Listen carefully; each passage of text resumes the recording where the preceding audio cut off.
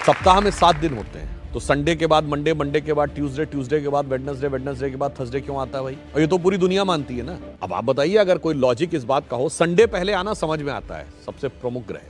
और जो हमसे कहते हैं कि आप लोग तो 7 ही ग्रह मानते हैं और 9 होते हैं, तो भाई तुम भी तो 7 दिन मानते हो, मगर सवाल हमसे पूछते हो।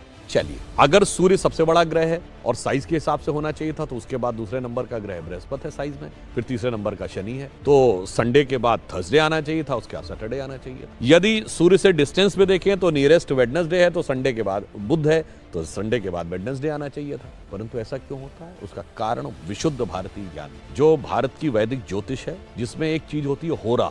जिन्होंने थोड़ी बहुत एस्ट्रोलॉजी पता होगी उन्हें पता होगा, होरा शब्द जो है इसी से ही ग्रीक में हॉरोस्कोप शब्द जो अंग्रेजी में आया है वो होरा से ही आया है। अब होरा ये होती है कि यदि सूर्य की पहली होरा है तो 24 घंटे के बाद जब 25वां घंटा लगेगा, यानी नेक्स्ट ये जो फर्स्ट होरा होगी वो होगी चंद्रमा की। फिर चंद्रमा के बाद जो नेक्स्ट 25वें घंटे में पहली होरा आएगी वो आएगी मंगल की, मंगल के बाद बुध की। एग्जैक्टली जो वैदिक एस्ट्रोलॉजी के होरा के कैलकुलेशन का जो सीक्वेंस है कि सूर्य, चंद्र, मंगल, बुध, बृहस्पति, शुक्र और शनि, उसी सीक्वेंस में ये हफ्ते के 7 दिन हैं। और ये हम सब ने सुना भी है, ध्यान किसी ने नहीं दिया जब हम पूजा करते हैं अपने घर में। और तो वो नवग्रह शांति का मंत्र सब लोग सुने जरूर होंगे पंडित जी के मुंह से, ध्यान नहीं दिया होगा। उसमें क्या है? ब्रह्मा मुरारी त्रिपुरांतकारी, भानु शशि भूमि सुतो बुधश्च, गुरुश्च शुक्र शनि राहु केतु, सर्वे ग्रहा शांति करो भवन। सबसे पहले क्या है? भानु यानी सूर्य, शशि यानी चंद्रमा, तो मंडे के बाद, संडे के बाद